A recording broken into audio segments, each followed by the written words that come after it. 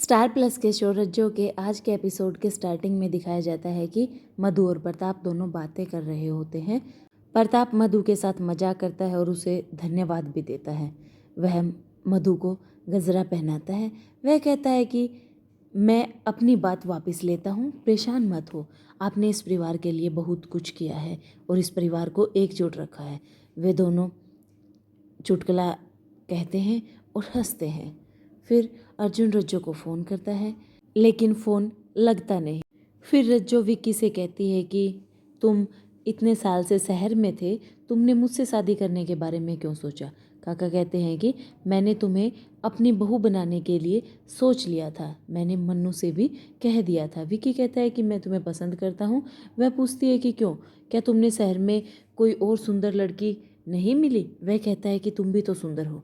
काका पूछते हैं कि तुम इस तरह क्यों बात कर रहे हो। विक्की कहता है कि मैं जहाँ रहता हूँ उसके हिसाब से काम करना पड़ता है। वह पूछती है क्या आप मुझे शादी के बाद काम करने देंगे। विक्की कहता है हाँ क्यों नहीं, तुम मेरे घर का काम करोगी। और वह हंसने लग जाता है। फिर वह गाना बजाता है, ज़्यादा वॉल्यूम रखता है उसका।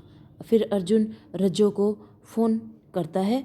रज्जो का फ़ोन लग जाता है लेकिन गाने का वॉल्यूम ज़्यादा होने के कारण रज्जो विक्की से कहती है कि तुम इसका वॉल्यूम कम करो, मुझे बात करनी है।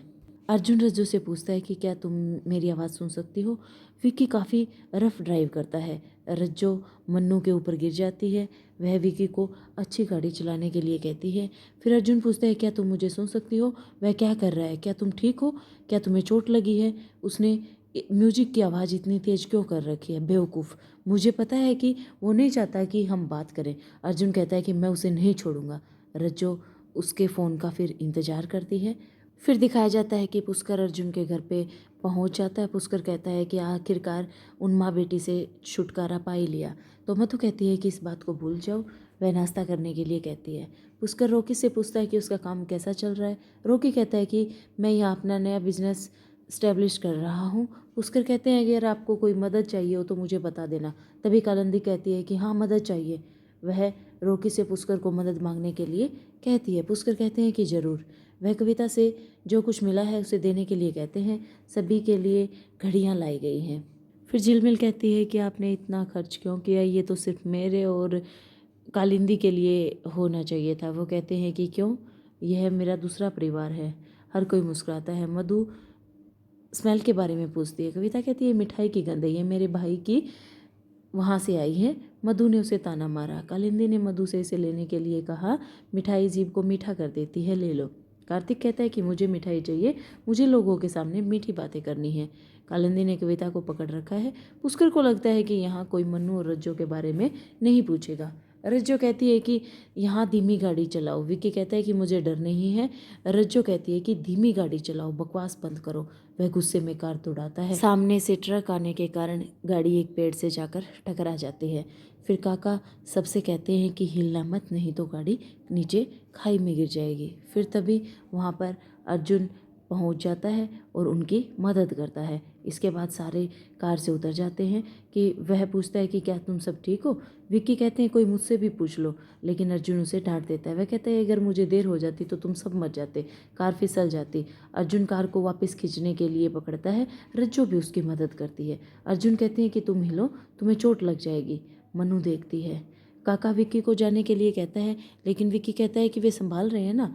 फिर मन्नू पहिए के नीचे एक पत्थर रख देती है। फिर काका अर्जुन का धन्यवाद करते हैं। अर्जुन कहते हैं कि रज्जो और मन्नू ने आपकी कार बचाई है। रज्जो पूछती है कि तुम्हें कैसे पता चला कि मैं यहाँ हूँ। अर्जुन को विक्की की जेब में शराब की बोतल मिलती है। वह कहता है कि तुमने कानून तोड़ा है, मैं तुम्हें शराब पीकर गाड़ी चलाने के लिए गिरफ्तार करवा दूंगा। विक्की कहते हैं कि यह शराब नहीं है, यह एक काढ़ा है, इसका सेवन गला साफ करने के लिए किया जाता है। रज्जो सिर हिलाती है। अर्जुन कहते हैं कि कहीं मत जाओ, मैं तुम्हें किसी अच्छी जगह पर ठहरा दूंगा, मेरे साथ आओ। वह कहता है कि मैं रज्जो को अकेले खतरे में नहीं छोड़ सकता। मन्नू याद करती है और मना कर देती है। अर्जुन कहता है कि मैं तुम्हें छोड़ दूंगा। वह कहती है कि तुम हमें छोड़ ही तो नहीं रहे हो। रज्जो पूछती है कि तुम क्या कह रही हो। वह उन दोनों के बीच एक लक्ष्मण रेखा खींच देती है। वह कहती है कि यह रेखा आप दोनों के बीच हमेशा रहेगी। अर्जुन एक अच्छा आदमी है और एक महान सोच रखता है, लेकिन समाज यह नहीं देखता। वे गरीब और अमीर के बीच का अंतर देखते हैं।